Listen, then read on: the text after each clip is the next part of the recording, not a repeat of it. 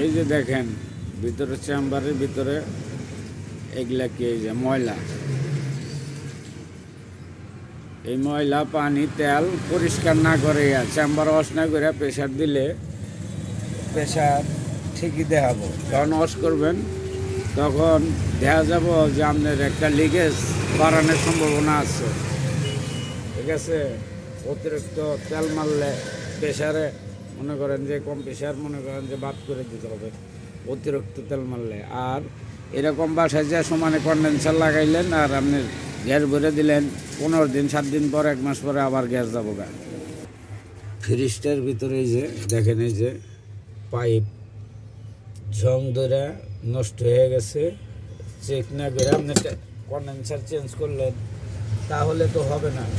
কারণ হচ্ছে আপনার এই পাইপ যতটুকু নষ্ট হয়েছে ততটুকু চেঞ্জ করেন, নয় যতটুকু বেশি হয় ততটুকুই করতে হবে। লিকেজ থাকলে যে কোনো সাইডে, এই সাইডে যে কোনো সাইডে আপনি একটু সুই দ্বারা একটু পোড়া করে ঢোকা, হ্যাঁ, এরকমভাবে যদি আপনি এরকমভাবে যদি এই যে এখানে এই যে ছিদ্রের মধ্যে দেন, তাহলে বলক উঠলেই আশেপাশে যেখানে বেশি বলক উঠবো সেখানে আপনি লিকটা চেক করবেন, তারপরে এটা খুললে ওইখানে লিকটা পরীক্ষা করে সারবেন। পুরাটা আপনার খোলার প্রয়োজন নেই।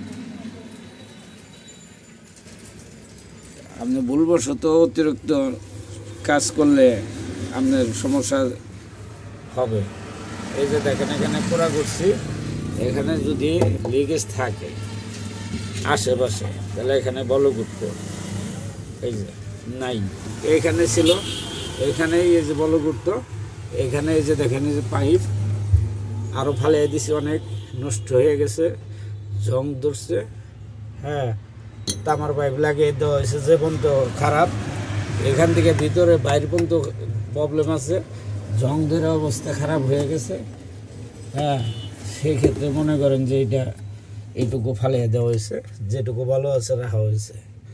এখন আপনি বাসায় তাড়াহুড়া করে নিয়ে কাজ করাইলেন, মিস্ত্রি ডাক দিয়ে নিয়ে কন্ডেন্সার লাগিয়ে দিয়ে ধুয়ে আসলো, দেখা গেল যে আপনার 15 দিন 1 মাস পরে গ্যাস গেল গা। গ্যাস কেমনি যায়, আপনি খালি গ্যাস বললেন আর হয়ে গেল, তা তো না, আপনার লিকেজ আছে। যদি সাইকেলের টায়ারের মধ্যে, রিক্সার টায়ারে যদি লিক থাকে, আপনি সারা বছরে হাওয়া দিলে হাওয়া থাকবো, চলে যাবো গা।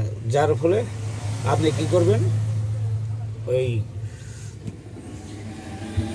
আগে লিকেজ পরীক্ষা করবেন। লিকেজ পরীক্ষা করতে হইলে আগে হলে আপনার প্রেশার দিলে চেক করবেন এইভাবে, তারপর যদি না হয় কোনো বলে রাস্তা না পান, প্রেশার মিটারে প্রেশার আমের 450 বন্ধ মনে করেন যে দিয়া পরীক্ষা করতে হবে। আরও যদি কঠিন হয় তাও আমাদের কাজ করতে হবে যে কোনো মূল্যেই। ঠিক আছে, অনেক সময় আমরা ক্যাবেলারি পাল্টাই, ক্যাবেলারি প্রবলেম হতেই পারে, সেটা বড় কিছু না, কিন্তু ক্যাবেলারি আপনার মাপ মতো 1.5 ফিট বেশি দিলে সমস্যা নাই, কম দিলে সমস্যা। আর এরকম কন্ডেন্সার, নতুন কন্ডেন্সারের ভিতরে কালি থাকে, ওয়াশ করে নিতে হবে আপনার।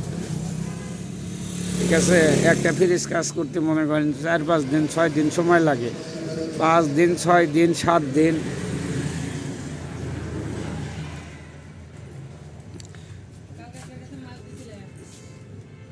পাঁচ দিন 6 দিন 7 দিন সময় লাগে। সেই ক্ষেত্রে আপনারা কী করেন, তাড়াহুড়া করে একদিনে 1 ঘন্টার মধ্যে কাজ শেষ করে ফেলান, তখন আপনার বিপদ, যা টাকা দেন তাই নষ্ট। তখন কী করেন, ফালাইয়া দেন। ফ্রিজটা পরে কী করবেন, আর একটা নতুন ফ্রিজ কিনেন।